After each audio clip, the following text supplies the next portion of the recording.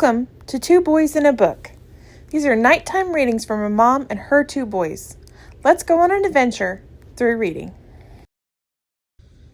Chapter 3, As Monsieur Wishes. 3 seconds before the arrival of J.B. Hobson's letter, I had no more thought about chasing the unicorn fish than I had about trying to find the Northwest Passage. 3 seconds after reading a letter from the Honorable Secretary of the Navy, I realized that my true vocation, my sole aspiration, was to chase the disturbing monster and rid the world of it. But I had just come back from a long trip. I was tired, longing for rest. I had only one desire: to return to my country, my friends, my little apartment near the botanical gardens, and my precious collections. But nothing could keep me back. I forgot everything: weariness, friends, collections, and without second thought, I accepted the American government's offer. Besides, I thought, all roads lead back to Europe, and maybe the unicorn fish will be kind enough to lure me towards the coast of France. This worthy animal will let himself be caught in European waters as a personal favor to me, and then I'll bring back no less than 1.5 feet of his ivory tusk for the Museum of Natural History. But in the meantime, we had to look for this narwhal in the North Pacific, which meant going to France by way of the Antipodes. "Conseil?" I cried impatiently. Conseil was my servant, a devoted young man who followed me on all of my trips, a brave Belgian who I liked and who liked me. He was impassive by nature, of regular habits as a matter of principle, eager out of habit, scarcely ever taken aback by life's surprises. Very clever, and with his hands fit for any kind of service, and the sort of person whom, in spite of having name meaning advice, never gave any, even when asked. As a result of rubbing elbows with the little groups of scientists attached to the botanical gardens, Conseil had picked up quite a bit of knowledge. In him, I had a well-informed specialist in natural history classification who could, with an acrobat's ease, rush up and down the ladder of phyla, divisions, classes, subclasses, orders, families, genre, subgenre, species, and variety. But his knowledge ended there. His whole life was classification, and he knew nothing else. He was very well read in the theory of classification, but knew little about the practical side, to the point where I don't think he could have told the difference between a sperm whale and an ordinary whale. But in spite of this, he was a very fine young man. For 10 years now, Conseil had followed me everywhere science had led me. Never a murmur about the length or weariness of a trip. Never an objection to packing a suitcase for some new country, China or the Congo, no matter how far off it was. He would go anywhere without question. Moreover, his strong constitution defied all illness. He had powerful muscles, but no nerves, or at least he gave no appearance of having any. He was 30, and his age was to his masters as 15 is to 20. Please excuse me for thus stating that I was 40 years old. But Conseil had one defect.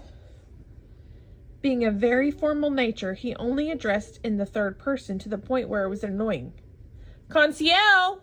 I repeated, as I feverishly began my preparations for leaving. I felt completely sure of this young man's devotion. I usually never asked him whether or not he would like to accompany me on my travels, but this time it was a question of expedition that could go on indefinitely, of a dangerous enterprise in pursuit of an animal capable of sinking a frigate as if it were a nutshell. This was food for thought, even for the most impassive man in the world. What would he say? "Conseil!" I shouted a third time. Conseil appeared. "Monsieur was calling?" he said as he entered. "Yes, my boy. Get our things together. Mine, yours. We're leaving in 2 hours. "As Monsieur wishes," Conseil answered calmly. "There's not to be a moment to lose. Pack all my traveling equipment, as my many suits, shirts, socks as you can, and hurry." "And Monsieur's collection?" "We'll take care of that later." "What? The Archaeotherium? The Racotherium, creons, Cheopotamus, and other specimens Monsieur collected? They'll keep them for us at the hotel. And Monsieur's live Birabusa? They'll feed it while we're away. Besides, I'll have our menagerie sent to France after we leave. That means we're not going back to Paris? Conseil asked. Yes, don't worry, I answered evasively. Only by rather a roundabout way. Whatever roundabout way Monsieur wishes. Oh, it won't be too long. Just not quite as direct, that's all. We're taking passage on the Abraham Lincoln. Whatever suits Monsieur, Conseil replied calmly. You know, my friend, that it has to do with the monster. The famous narwhal. We're going to rid the seas of this animal. The author of a 2-volume work in a quarto, The Mysteries of the Ocean and the Depths, cannot turn down an invitation to go with the Commander Farragut. It is a glorious mission, but also dangerous. No one knows where it will take us. These creatures can be full of strange whims, but we'll go all the same. We have a commander who will stop at nothing. Wherever Monsieur goes, I'll go too, answered Conseil. But think it over. I want to be completely frank with you. People don't always come back from expeditions such as these. As Monsieur wishes. A quarter of an hour later, our trunks were ready. Conseil had done everything in the twinkling of an eye, and I could be sure nothing was missing, for he classified shirts and suits just as carefully as he did birds and mammals. The elevators left us in the big mezzanine lounge. I went down the stairs leading to the lobby. I paid my bill at the huge reception desk, which was always crowded with people. I left orders to have my cases of stuffed animals and dried plants sent to Paris. I opened an account large enough to take care of Barabusa, and with Conseil right behind, jumped into a carriage. This cab, which charged $4 a trip, went down Broadway to Union Square, followed 4th Avenue to its junction with the Bowery, then took Catron Street and stopped at Pier 34. There, the Catron Ferry took everything, men, horses, and carriage to Brooklyn, that great annex of New York situated on the other side of the East River, and in several minutes we arrived on the wharf alongside which the Abraham Lincoln was belching forth columns of black smoke through its 2 tunnels. Our baggage was immediately transferred to the deck of the frigate. I rushed aboard and asked for Commander Farragut. One of the sailors led me to the poop, where I found myself in the presence of a handsome officer who stretched out his hand to me.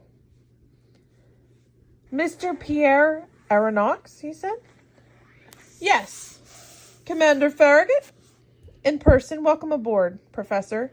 Your cabin is ready. I bowed, and leaving the commander to take care of his preparations, I had myself taken to my cabin. The Abraham Lincoln had been perfectly chosen and fitted out for its new task. It was a very fast frigate with superheating equipment, permitting it to build up as much as 7 atmospheres of steam pressure. Under these conditions, the Abraham Lincoln could attain a speed of 18.3 knots, which although considerable, was nevertheless not enough to grapple with the gigantic creature we were after. The way it was fitted out inside corresponded favorably with its nautical qualities. I was very pleased with my cabin, which had a door leading to the officers' mess. We'll be very comfortable here, I said to Conseil. If Monsieur doesn't mind by my saying so, answered Conseil, as comfortable as a hermit crab in the shell of a whelk. I left Conseil to secure our trunks and went back on the deck to watch the preparations for departure. Just then, Commander Farragut was ordering to cast off the last rope mooring the Abraham Lincoln to its Brooklyn pier. That meant if I had